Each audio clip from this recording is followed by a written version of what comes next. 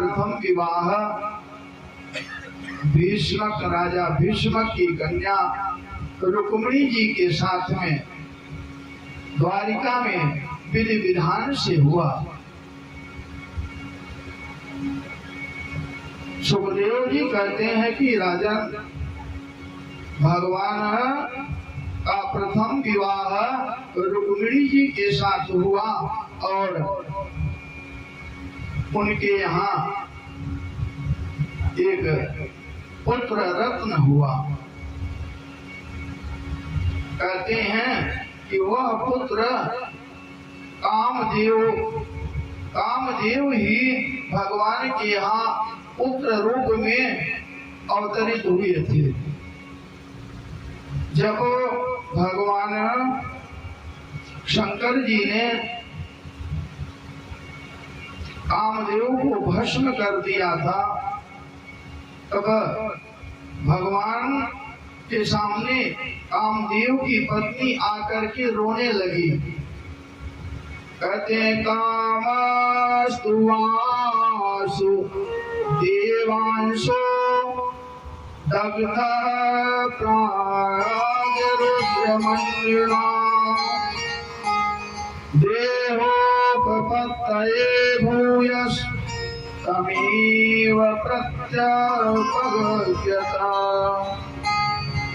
जब कामदेव भस्म हो गए तो रति जा करके भगवान भोलेनाथ के सामने रोने लगी। तब भगवान ने रति को आश्वासन दिया कि जब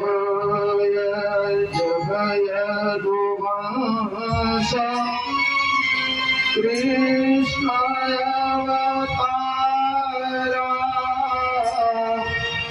जब यदुवंश कृष्ण अवतारा हुई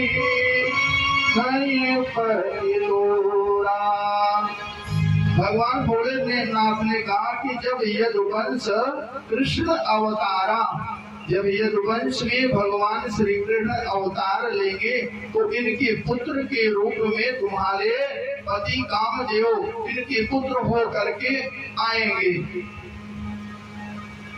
रति को आश्वासन दे करके कहते हैं भगवान कि कृष्ण तनया होई हरि पति तोरा, बचने अन्यथा होई न मोरा।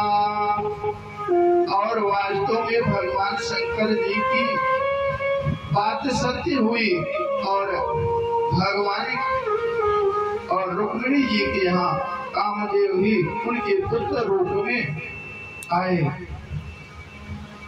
लेकिन एक शंबरासुर नाम का दैत्य था, उसे यह पता था कि भगवान के पुत्र के द्वारा ही हमारी मृत्यु होगी।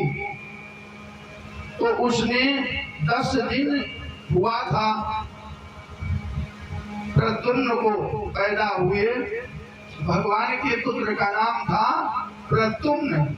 10 दिन ही हुआ था कि सूतिका गृह से ही शंबरासुर उनको हर ले जाता है और ले जाकर के समुद्र में डाल दिया। शंबरासुर प्रद्युम्न का हरण करके ले गया और समुद्र में डाल दिया। और समुद्र में एक मछली ने प्रद्युम्न जी को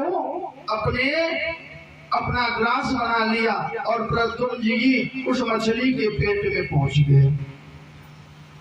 उसी समय मछुआरों ने जाल फेंका और वह मछली जाल में फंस गई और वह मछली ले जाकर के उस निषाद ने शंबरासुर को ही भेंट कर दिया। अब भगवान के पुत्र प्रद्युम्न जी शंबरासुर के घर में पहुंच गए। जब मछली का पेट चीरा गया तो एक बड़ा सुंदर दिव्य बालक उस मछली के पेट से निकला, जिसे शंबरासुर ने उसी रसोई में काम करने वाली अपनी नौकरी, जो नौकर की दासी थी, उसे दे दिया सेवा करने के लिए। और वह दासी और कोई नहीं थी, वह दासी कामदेव की पत्नी रति ही थी, जिसे नारद जी ने जाकर के यह बता दिया था कि तुम्हारे पति शंबरासुर के घर में पहुंच गए हैं और तुम माया का रूप बना करके शंबरासुर के घर में चली जाओ।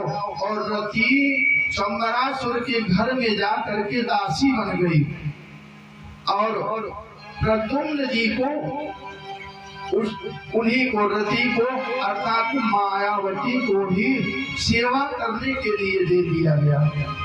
अब मायावती ने प्रद्युम्न जी की खूब सेवा किया और जैसे ही प्रद्युम्न जी पढ़ने लगते हैं और बड़े जब हुए तो मायावती का जो व्यवहार था वह व्यवहार बदलने लगा। अभी तक तो वह पुत्र भाव से सेवा करती थी, लेकिन जब प्रद्युम्न जी बड़े होने लगे, बड़े हुए, तो मायावती का व्यवहार चेंज होने लगा। चेंज कैसे हुआ कि मायावती प्रद्युम्न जी को अपने पति के रूप में देखने लगी। एक दिन प्रद्युम्न जी ने कहा, देवी जी आप तो हमारी सेवा करके हमें इतना बड़ा किया, आपने माँ का कार्य किया, लेकिन आपका विचार है, आपकी भावना जो है वह माँ की नहीं है। तब मायावती ने बताया कि मैं कौन हूँ।